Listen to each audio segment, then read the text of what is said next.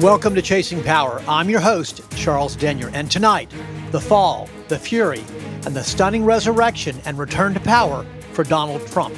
A political comeback so improbable, so volatile, it shattered every rule and defied every expectation.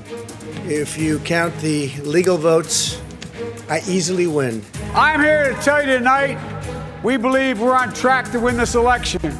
It is tragic that the president's reckless actions make impeachment necessary.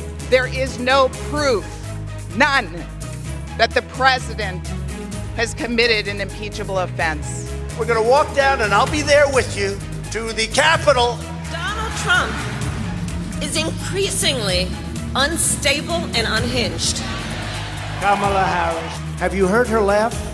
That is the laugh of a crazy person. Welcome to Chasing Power, the path to Pennsylvania Avenue, a Charles Denyer Productions podcast. Ask not what your country can do for you. Ask what you can do for your country. Mr. Gorbachev, tear down this wall. And the people who knock these buildings down will hear all of us soon. The audacity of hope. America, you've vindicated that hope. And we will make America great again. November 3rd, 2020 was supposed to be a victory lap for Donald Trump. The very political outsider who defied the odds in 2016 was, in his mind, unstoppable. America had been through 4 years of his leadership, divisive tweets, fiery rallies, and the relentless culture wars. Yet, as the election unfolded, something unexpected was happening. In the days leading up to Election Day, Trump was confident he was headed for re-election. His base was fired up, his rallies were absolutely massive, and his core support, it was unwavering. But as the night of the election drew on, the atmosphere shifted. The glowing red states on the electoral map seemed to disappear into a sea of blue, and something eerie began to settle in. For weeks, Trump had been claiming the election was rigged, that mail-in ballots, especially those in swing states, were inherently fraudulent. And when the votes began to be counted, it was the very Rust Belt, those swing states that had handed him the presidency 4 years earlier, they were now starting to swing back. Michigan, Wisconsin, Pennsylvania, states that had been Trump country were now flipping from red to blue in favor of former Vice President Joe Biden. By the early hours of November 4th, the writing was on the wall as the final swing state dominoes, Georgia and Arizona, began to fall. Trump's margin of error was evaporating. The silence in the room was palpable as by Saturday, November 7th, most of the major news outlets made the call. Joe Biden had defeated Donald Trump for the presidency. The 45th president who had broken the political system was now on the verge of watching it collapse on him. The man who had used the election system to his advantage in 2016 now found himself the target of the very system he'd once dismantled. But that wasn't the final blow. That would come days later, as Trump clung to a desperate belief that the results were not legitimate. But here's where it gets complicated. Yes, Trump lost. But did he really lose the way history tells us? Was it just a regular election defeat, or was there something deeper, something more fundamental at play? How much of his defeat was about Joe Biden, and how much of it was about the political tectonics shaking the country to its core? Stay with us, the story is just beginning.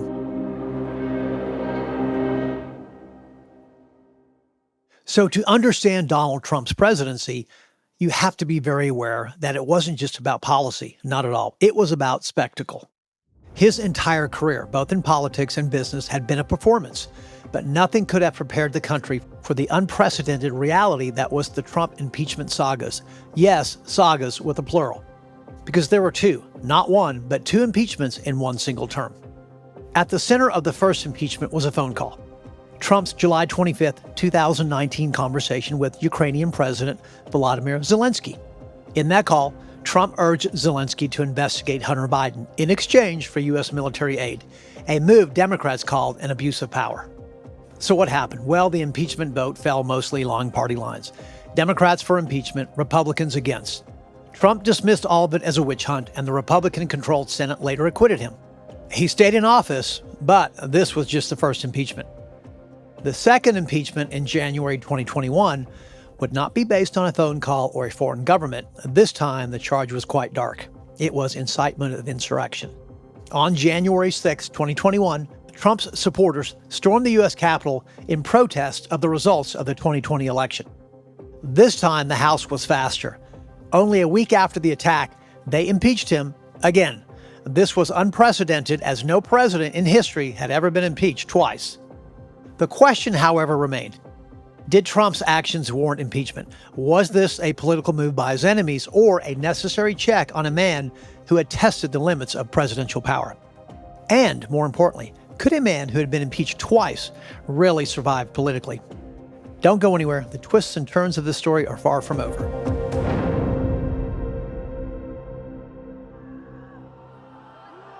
On January 6, 2021, a violent mob descended on the U.S. Capitol, marking one of the most serious assaults on American democracy in modern history. That morning, President Trump addressed thousands of supporters at a Save America rally in Washington, D.C., repeating his claims that the 2020 election had been stolen and urging the crowd to protest by marching to the Capitol, where the certification for Joe Biden's victory was about to unfold. By early afternoon, the situation turned absolutely chaotic. Protesters breached police barricades, smashed windows, and forced their way into the Capitol building, halting the certification process and sending lawmakers, including Vice President Mike Pence and his Secret Service, into secure locations. By the time order was restored, 5 people were dead, including a Capitol police officer, and more than 140 officers had been injured. The Capitol, a symbol of democratic governance, was turned into a nightmarish scene as the nation watched in shock as images of the chaos spread worldwide. So in the days that followed, questions of responsibility and accountability dominated the public discourse. Many accused Trump of inciting the attack through his rhetoric before and after the election. Major social media platforms suspended his accounts, and the House of Representatives, they impeached him again for a second time, charging him with the incitement of insurrection just days before he left office. The events of January 6 left deep divisions across the country and raised enduring concerns about the fragility of American democracy, the spread of political misinformation, and the challenges of national unity in the aftermath of unprecedented political violence.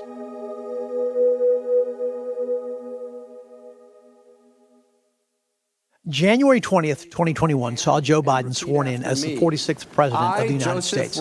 As Washington tried to move on, Trump faced a new kind of battle, not political per se, but legal.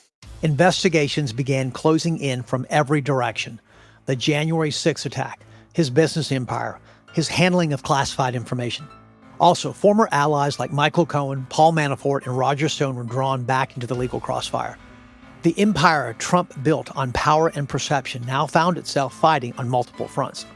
Then came the Mar-a-Lago raid on August 8, 2022, where FBI agents raided Trump's private estate, uncovering boxes of classified documents taken from the White House. For Trump, this was no longer politics as usual. This was survival under the full weight of the law.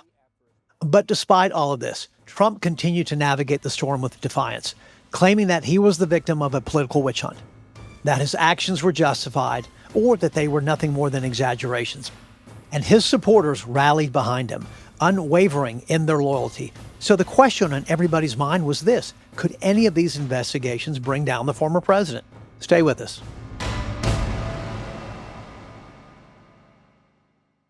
They said he was finished. They said the legal storms and impeachment scars would end his influence. But by 2023, Donald Trump was quietly staging a comeback, and no one could stop the momentum. The early signs were unmistakable. In GOP circles, he remained the alpha. Polling in 2023 consistently showed him dominating Republican primary voters. A CNN survey in September of that year had him at 52% among GOP and GOP-leaning voters, nearly triple his closest rival. His base didn't leave him. You have to understand that. Instead, they rallied harder and harder. His trials and indictments became campaign fodder, proof to his supporters that the system was rigged against him and them. Rather than retreat, he leaned into his legal woes, turning them into symbols of struggle against his enemies. Then came the first real obstacle: his opponents, Nikki Haley and Ron DeSantis. Both moved to challenge his grip, but when Trump swept Iowa's caucuses, and then decisively won the New Hampshire primary with an 11-point margin, that resistance was immediately shattered. On March 12, 2024, Trump officially crossed the delegate threshold and became the presumptive Republican nominee, despite the weight of legal battles hanging over him. And then another bombshell dropped. On May 30th, 2024, a New York jury found Trump guilty on all 34 felony counts of falsifying business records. The charges stemmed from a scheme to influence the 2016 election through a hush money payment made to a porn star, Stormy Daniels. The Republican Party had never before nominated a candidate under the shadow, yet here they were. At the 2024 Republican National Convention in Milwaukee, Trump was nominated for a third consecutive time. Proudly accept your nomination for president. The first Republican ever to do so, and throughout it all, Trump's narrative was consistent. He was the outsider, the victim, the underdog, the one the system tried to crush but couldn't kill.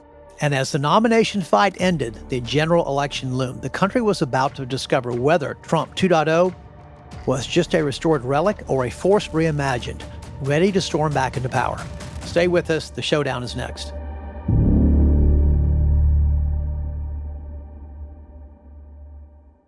By the fall of 2024, the stage was set. Donald Trump, the twice impeached, legally embattled former president, and Vice President Kamala Harris, stepping into the Democratic spotlight after Biden's exit, were locked in what many analysts called a coin toss of an election. Every swing state, and I mean every, Pennsylvania, Michigan, Wisconsin, Arizona, Nevada, North Carolina, and Georgia were contested. Every vote mattered. Trump surged early, riding his familiar themes: a grievance against elites, promises of economic revival, attacks on judicial activism, a relentless focus on law and order, and let's not forget his debate performance against Joe Biden, which he won hands down. Harris, on the other hand, aimed to highlight her record as vice president, her background as a prosecutor, and a vision of progressive change. But for Harris, it began with word salads, a terrible political pick for a running mate, and her astounding inability to answer some of the simplest questions on the campaign trail.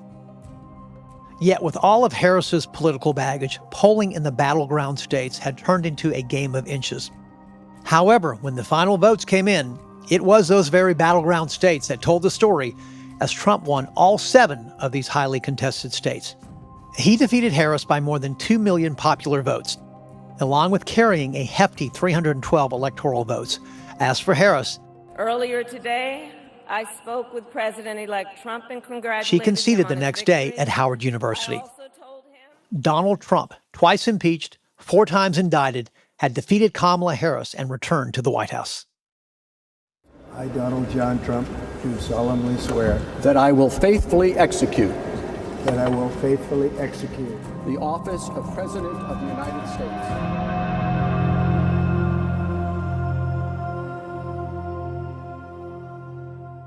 And now the final word.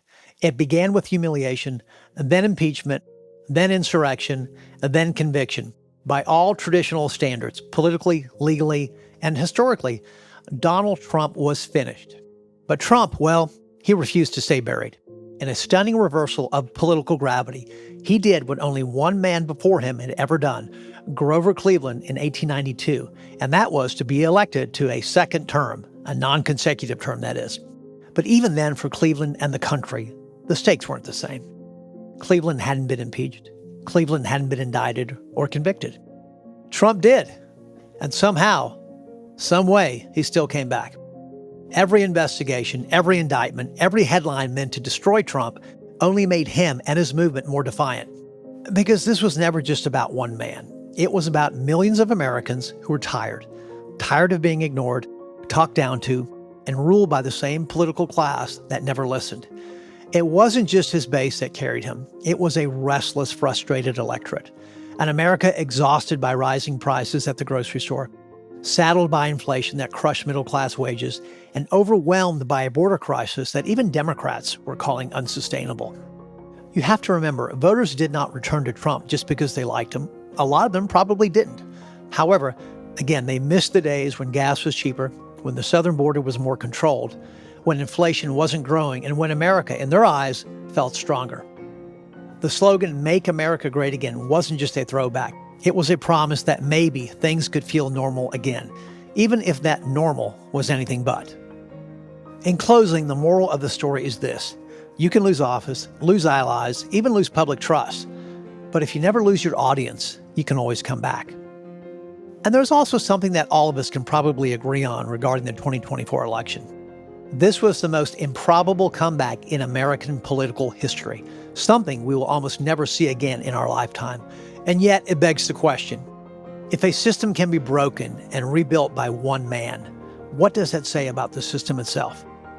Up next on episode 3, Obama, in our view, President-elect of the United States of America. Barack Obama's uprising, how an unknown freshman senator rewrote the rules and stormed into the Oval Office. Thanks for listening to Chasing Power, The Path to Pennsylvania Avenue. I'm your host, Charles Denyer. Before we wrap up, don't miss out on Charles's 2 other powerhouse podcasts. Want weekly intel on the national security threats most never see? Threat Level Red delivers hard-hitting updates on rogue nations, global conflicts, cyber warfare, and more, all revealed with unflinching clarity. And for leaders navigating today's digital world, The Brief with Charles Denyer is your trusted guide to cybersecurity, compliance, risk, and AI. Subscribe now on Apple Podcasts, Spotify, and YouTube. Chasing Power, The Path to Pennsylvania Avenue is a Charles Denyer Productions podcast. All opinions expressed are those of the host and do not reflect the official positions of any political organization, government agency, or private institution. This podcast is for news reporting, commentary, and criticism. We use excerpts, clips, and quotations from political events and other copyrighted works under the Fair Use Doctrine. All rights in those works remain with their respective owners. The views expressed are our own and do not represent any other entity.